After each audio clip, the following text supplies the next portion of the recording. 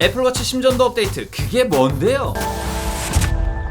인간에게 있어 심장은 매우 중요한 장기예요. 뇌는 반응이 없어도 당장 사망으로 치지 않지만 심장은 회생 불가능한 상태로 멈추게 되면 바로 사망 판정을 하게 됩니다. 그래서 심전도가 굉장히 중요하죠. 그렇다고 해도 이게 측정이 되고 안 되고에 따라 뭐가 다른 건가 싶은 생각이 들기도 합니다. 심전도가 뭔지부터 일단 알아보고 시작합시다. 심전도란 사전적 의미로 정해진 시간에 심장의 전기적 활동을 측정하는 것입니다. 인간의 장기는 미세전기를 통해 움직이죠. 심전도는 이 전기적 신호를 해석해 정상인 상태와 아닌 상태를 구분할 수 있는 아주 중요한 지표인 것입니다. 정확한 측정을 위해서는 지금 그림에서 보는 것과 같이 10개의 전극을 여기저기 설치하고 기계에서 뽑혀 나오는 종이에 기록된 정보를 해석해야 하는 것입니다. 이는 부정맥, 관상동맥 질환, 선천성, 심장기형, 심근변증 등을 알아낼 수 있다고 합니다. 이 모두 심장 활동에 의한 신체 이상 징후에 속하는 증상으로 미리 알면 사망을 피할 수 있는 매우 중요한 지표라고 할 수 있죠. 요즘 같은 경우에는 시대가 발달해서 심장 근처에 센서를 대고 손가락에 전극을 접촉하여 간편하게 심전도를 측정할 수 있는 기계도 나오고 있습니다. 자, 심전도가 뭔지는 알았는데 아무리 최신 기술이라고 해도 심장 근처에 센서 대고 손가락에서 오는 신호가 필요한 것이 심전도인데 애플워치는 뭔데 손목에서만 측정되는 정보로 심전도를 알아낼 수 있다고 하는 것일까요? 사실은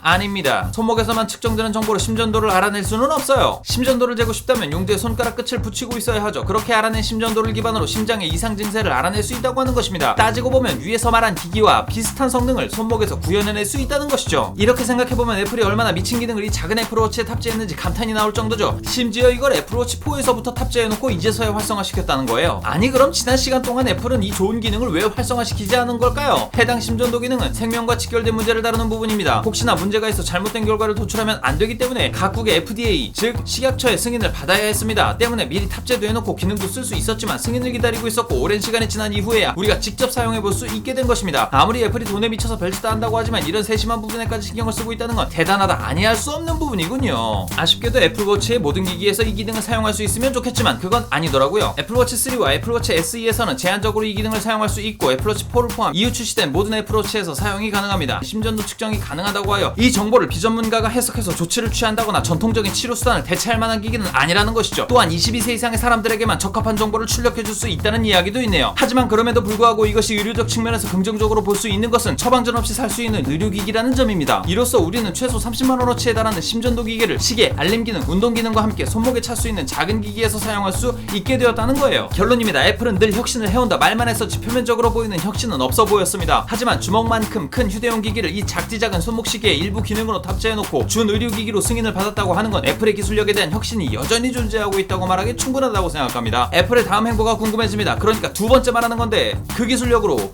노치 좀 없애줘봐. 여기까지 정곰이었습니다. 곰빠? 정곰 채널은 여러분들의 구독과 좋아요 그리고 댓글로 성장하고 있습니다. 감사합니다.